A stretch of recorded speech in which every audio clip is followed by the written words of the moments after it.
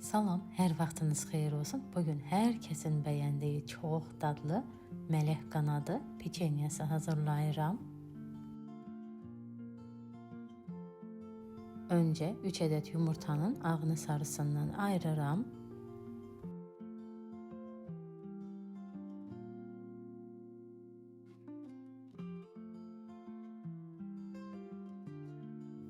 Ağını hələ ki kənara qoyuram. Sarısının üzərinə 200 qram xama əlavə edib qarışdırıram.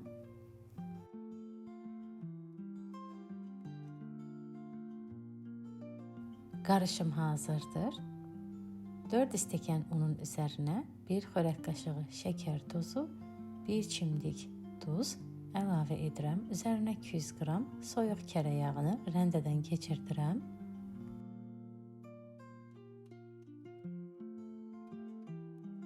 Yağı rəndədən keçirdikdən sonra unla yağı umac edirəm.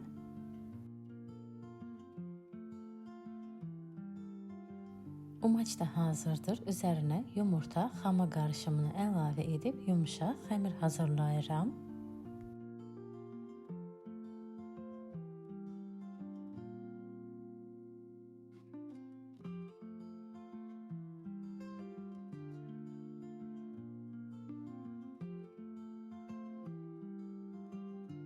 Xəmiri 2 kündəyə ayırıram. Kündələri bu cür uzadıram. 25-28 kündə edirəm.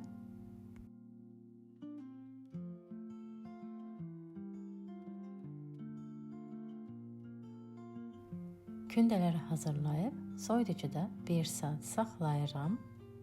Keçirəm krem hazırlamağa. 3 ədəd yumurtanın ağını biraz qarışdırıram. Biraz qarışdırdıqdan sonra üzərinə 150 qram şəkər tozu əlavə edirəm. Bunu da tam ağarıb bərkiyənə qədər qarışdırıram.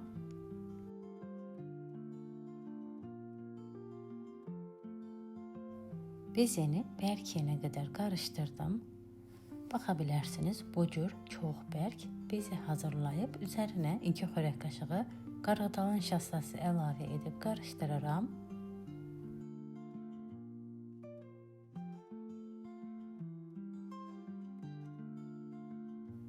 Krem də hazırdır. Krem də hazır olduqdan sonra başlayıram şirniyyatı hazırlamağa.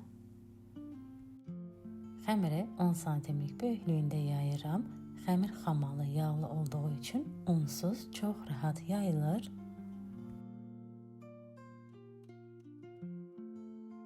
Xəmiri bu böyüklükdə yaydıqdan sonra kremlə əlavə edirəm.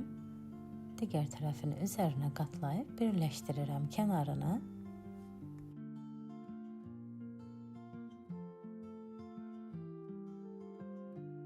Xəmirin ortasından basıb şəkilləndirirəm. Digər tərəfini də üzərinə qatlayıram.